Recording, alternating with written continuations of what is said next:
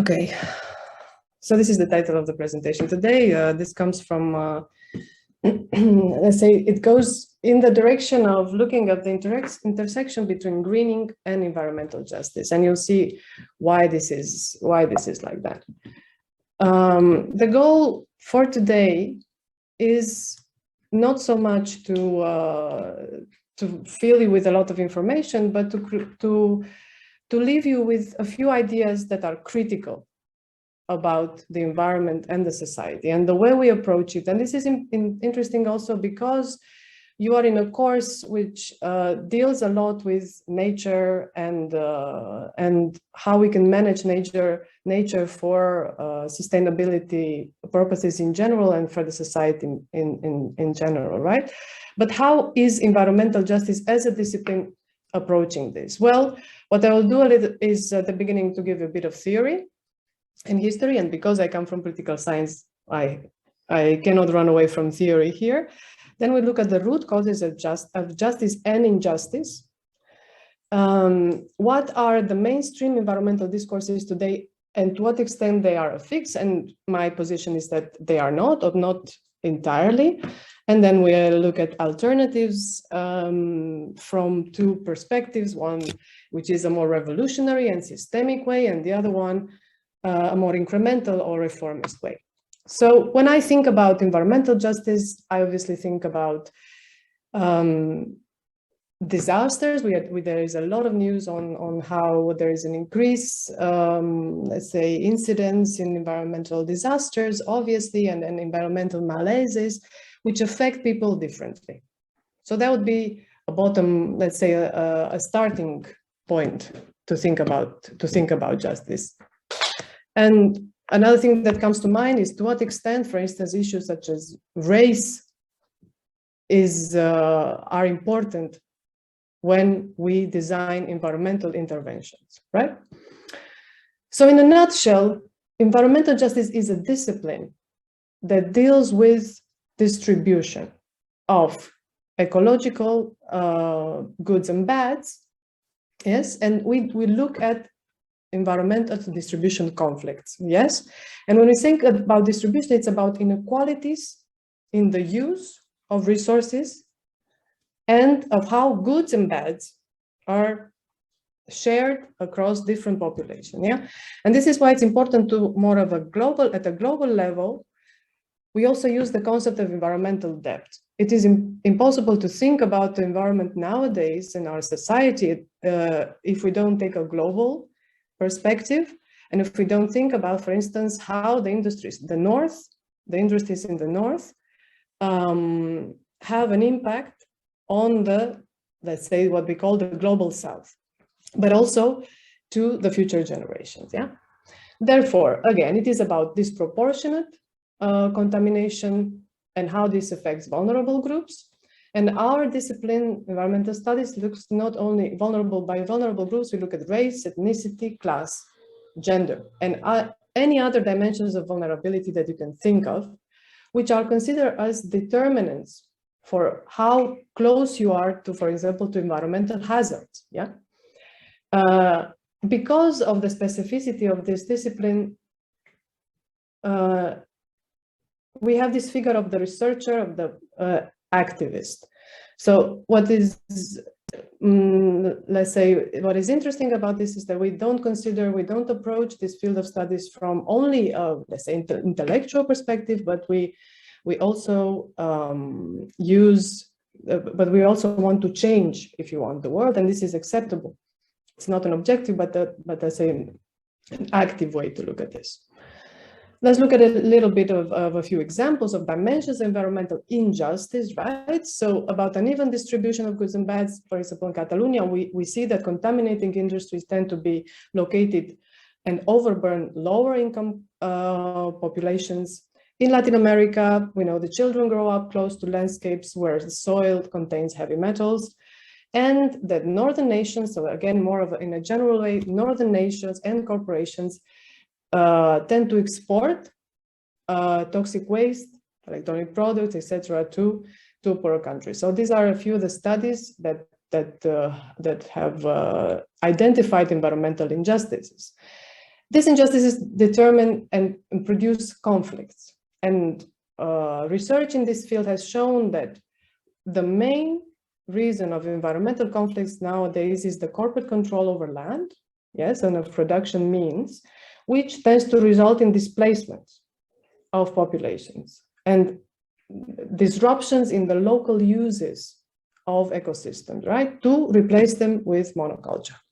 In this sense, we have issues like mining, thermal and nuclear powers, cement, all these industries that are under attack, so they are resisted by local populations because they fear a loss of livelihoods, right? And in this sense, Martínez Alier, which is a researcher, who's a researcher here in Catalonia, a well-known, one of the important minds in our field, talks about the weapons of the weak, which range from dialogue to legal actions to direct confrontation and strikes. Yes, and if you're interested, I encourage you to look at this Atlas of Environmental Justice Conflicts, which place on the map not only, so they give a lot of information on how these conflicts against, for example, mining or against nuclear industries are, let's say, spread across the world and how these industries are resisted. A very important and now increasingly more talked about dimension of environmental injustice has to do with gender and with the fact that it is impossible to think of our economic system without looking at patriarchy as a cultural and as a economic system. In what sense economic? Well, in the sense that capitalism is a productive system, but cannot productive, but cannot survive without the reproductive forces of women, which are appropriated in what, let's say, studies in this field called cheap care to produce economic growth. So let's look a little bit about the origins of the environmental justice frame as a field of studies, but also, let's say, as a lens to the environment. It is related to, let's say, its origins are traced back to the United States in the 60s, to the civil rights movement, which have started which have struggled to put on the map the fact that people of color in those years and to our days were affected disproportionately by let's say by inequality and by toxic industries, which affected their capacity to let's say to live healthy lives.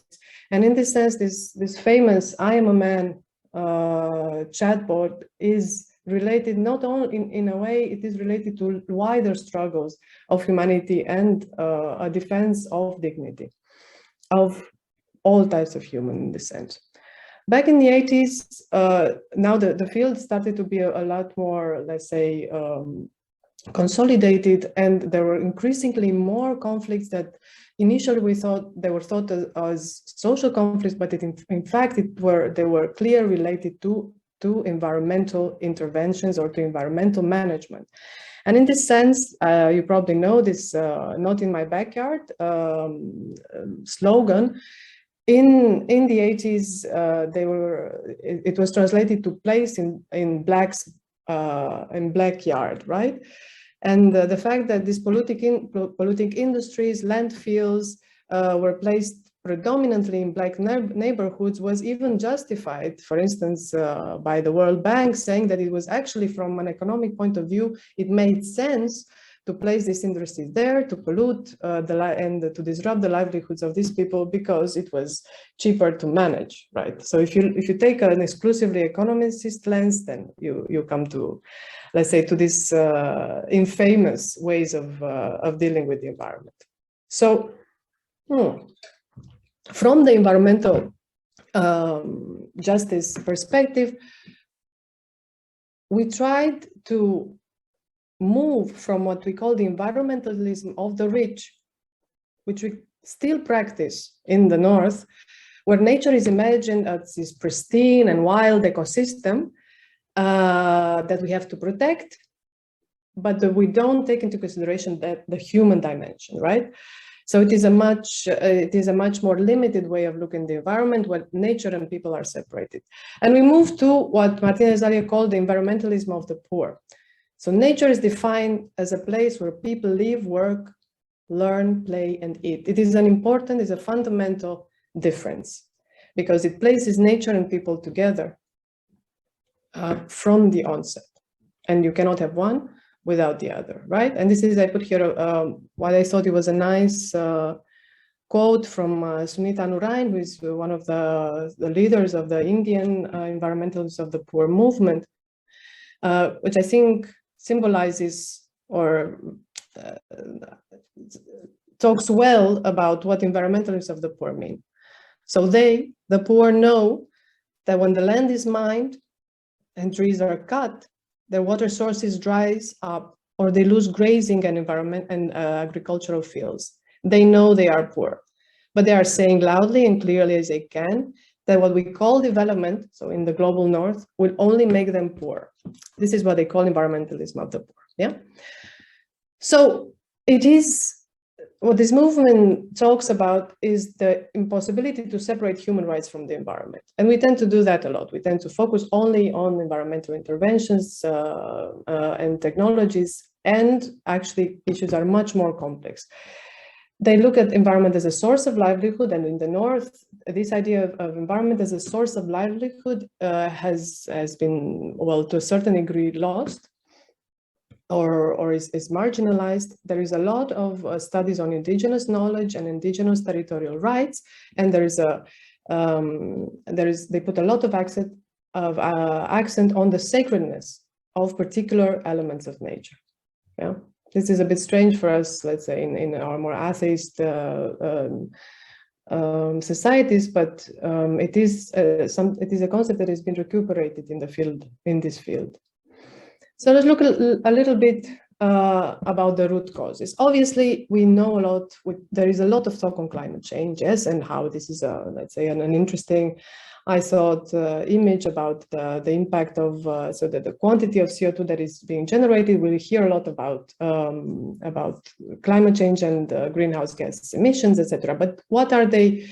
What is the root cause of this expression? Well, obviously, the economic model, and in this sense, population growth, that is something that obviously is happening and it's very difficult to curb, but also relentless economic growth, right?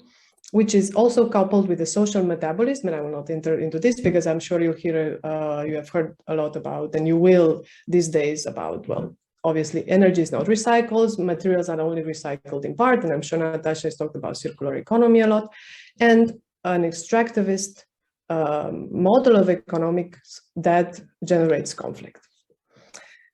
But the other part that we are less used to talking about is, in environmental studies, is, okay, perpetual growth, but for what? We know that there is this thing called programmed obsolescence, right? And that things are made to last little time, that we have a throwaway society, and there is also, this is in a context where there's a lot of production that is destined to militaristic and extractivist models, yes? And importantly, it does not necessarily increase welfare, yeah, or happiness. We are increasingly, so there is, we know that there is increasingly less happiness, so people don't declare themselves necessarily happy in the global north, in spite of a constant accumulation of material accumulation, with all the let's say the consequences that we have seen, and we will talk about during all this course. What are the fixes? So let's move a bit about the solutions and what the environment nowadays is trying to do to curb, so to deal with these consequences. Well, the discourses nowadays, the concepts that we hear a lot is considerably sustainable growth, green economy, circular economy, and talking about how we can decouple this need for growth from environmental consequences. And there is this search to look for fixes in order to preserve, and what this code says, in order that nothing really changes in our economic system, but we can fix the environment somehow in order to fit the need for growth and economic, let's say, accumulation, right? Especially in the global north. There's also this, let's say, philosophies, these discourses are based on the idea of instrumentalization of nature, but also on what they called fake puzzles and repetitive deadlocks, right? There is a separation between people and environment, jobs in the environment, material and the cultural, when we know actually that humans and non-humans are interdependent, that there is a lot more interdependency between cultural, material and environmental aspects of the environment in general, and the thinking and acting are not separate either. And we'll get to that a bit more. So what can we do about this? Well, I would say that the most important way to deal with environmental justice nowadays is to know a few principles, especially because most of you will be called to implement solutions. And if you are in this course, it is because you're interested in developing maybe environmental technology, maybe environmental planning solutions, etc., etc. So how do you go about environmental justice? Well, you wonder, the most important thing is to look at how costs and benefits are redistributed, but also to another dimension of justice, which is recognition, right, of both cultural and individual rights, which is a precondition of membership in the culture, in the political community, right? It is important also to look at externalization of costs, right, and how we need also an individual commitment about what we produce and where are these costs going at a global level, right? And also to look at participation and who decides about who takes decisions in this, when we talk about these interventions, right? And I will just go very briefly about two ways of looking at environmental justice and solutions or alternatives to the current injustice of our economic systems, which is based on growth. There is this very strong movement nowadays, especially in the global north, on degrowth, meaning that we have to question growth as the only way to measure, let's say, economic development, especially because the people who, let's say, the scholars who deal with, and scholars and activists who deal with this, let's say, with this concept, consider that growth is a survival imperative, meaning that one way or another, the perpetual growth will have to end, and would be much better, instead of looking at fixes, to consider to invest our intellectual energy and in general our actions into thinking about a different economy, another way of life and other social relations. Yeah, so we need a different and a new imaginary, as these are two quotes from two let's say important degrowth philosophers who talk about new imaginaries, right, of a size unparalleled in the past, that puts a human life, instead of the constant expansion of production and consumption, at the center of environmental interventions. And how do you realize this, which may seem like a utopian future, right? Well, we need institutional transformations which politicize, so we need to think about the environment in a political way, right? To repoliticize both economic and ecology. And this is something that is not really done, because when we think about the environment, we think about it we tend to think in a more technical way. Remember, we discussed about the separations, yes? So the systemic way is important to think about it. There is a need for transformation of production systems. So instead of perpetuating the same way, which we know is nocive, we need to think about redesigning it from the bottom up, new production networks, cooperatives, solidarity economy, laws that, let's say, that curb the programmed obsolescence, and also, let's say, more innovative way to think about work. And so remember the nature as a place to work, play, and learn. So work is important in the way we address the environment. So, for example, things like basic income are an important element in the degrowth, let's say, conception. Of course, it is criticized, and I think this is, let's say, is a fun way, but not tragic and comic way to think about these things. So this is in a way that this is the global north, and we want to continue growing. And how can we dare to think about the growth when there are so many poor people in the world, right? But there are also more concrete alternatives, and one of them is definitely resistance. There is a proliferation of justice related to concrete issues, and because you are in this, let's say, the topics that have been predominantly treated in this course are water and food, and Ina and Natasha talked about these previous days. The water justice movement has been growing in the past years, and what they say is that water should not be associated to monetary means. It should not, as they say, run towards money and power, but should be go to those needing for livelihood. It is associated to protest against privatization, so that water considered as a human right, and this is why this 2011, this is when it was, water as a human right was, let's say, recognized by the United Nations.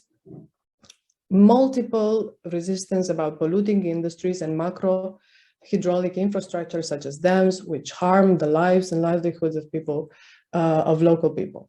The other one, because we are in this EdiCitNet course, and it is a project, European project related to food.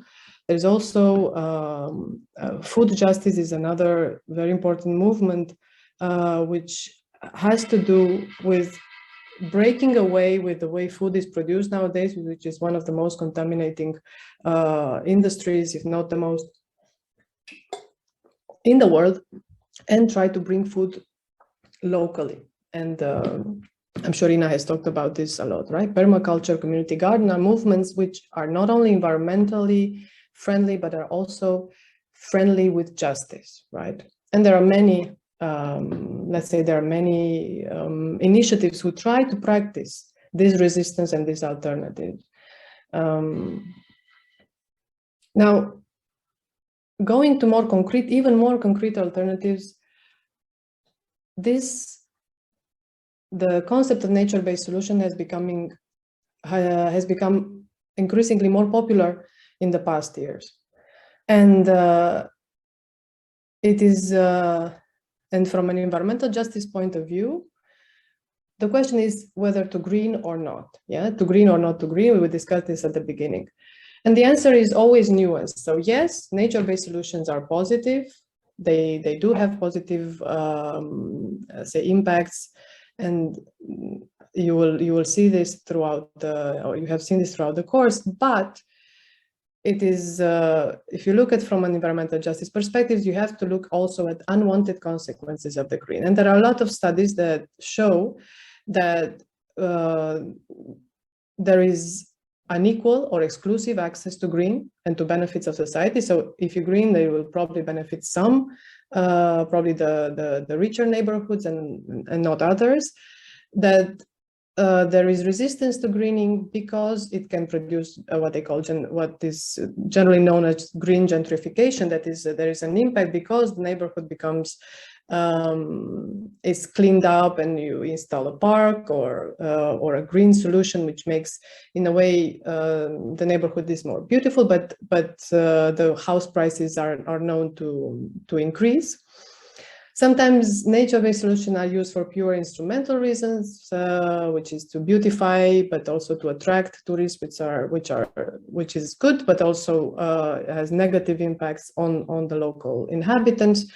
And also there is the danger that there is a lack of participation and no access to knowledge and how these solutions are implemented on the ground.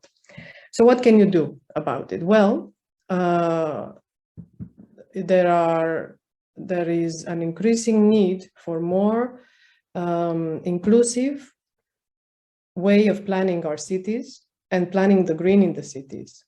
And there are innumerable methodologies that look at how gender and cultural and religious needs, spiritual needs, I say, the way people relate to nature in very specific ways, are integrated in the planning practice. Yes, and it's important to have this into consideration.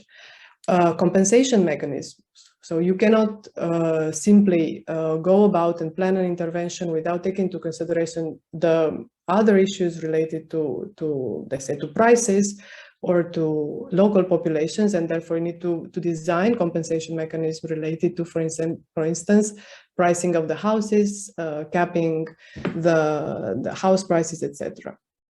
It has been proven that it is beneficial to have every time more disciplines integrated in the planning. So it's not only about, so again, it is important to have engineers, but you need more disciplines, social science, sociologists, etc., in order to account for all these complexities that we have been discussing here, and also consider that sometimes green is resisted, which means that sometimes there are cases where you simply should not intervene or put let's say, a green solution in a certain place. Yeah. And because we are talking about water, there are many examples of how justice and planning for, let's say, for water resources management can go hand in hand, right? And how do you do that? Well, it is, again, goes back to what we discussed a little, what I was telling you a bit earlier. It is a matter not so much about the solutions, but what are the questions that you ask before starting to implement, let's say, solutions. And flood risk is, I put this as an example. You have to look at how flood affects different populations in terms of, again, the dimensions of vulnerability, race, class, gender, etc. Combining quantitative and qualitative methods, objective and subjective data together, because you do need to have a very good, so let's say, to plan water technologies in a way that, yes, deal with the problem, but also you have to take into consideration how different populations perceive risk, and also their knowledge about, for instance, how floods were managed in the past. Yeah, account for diversity, and again, stakeholder participation, which is key, as we discussed a little bit earlier, together with compensation mechanisms. So all this is, again, trying to have a more critical thinking and systemic thinking about the environment instead of silos, environment, economy, society. They need to be thought in tandem and through the perspective of various disciplines, and not only disciplines, but also different stakeholders. Knowing that environment is not a technicality, is not a technocratic, let's say, field, but it is essentially a political field. And knowing that, I